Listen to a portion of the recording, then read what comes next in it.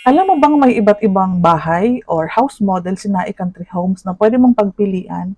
Kapag alam ko ang basic salary ninyong mag-asawa, alam ko kung alin diyan ang pwede mong ma-avail at qualified kang i-avail kasi bawat bahay ay nag-iiba-iba ang presyo. Bawa, meron tayong row house, meron tayong bungalow single attached, meron tayong townhouse na inner, meron tayong townhouse na end, meron tayong single attached, and meron tayong dalawang single attached actually. Kapag row house, mas mababa ang presyo niya. Pero wala pa naman pong pumapasok ng 2 million ang presyo dun sa pinakamahal natin. And dito, ang takeaway mo kay Nai Country Homes, mura yung total contract price. Very affordable sa malaking lot area.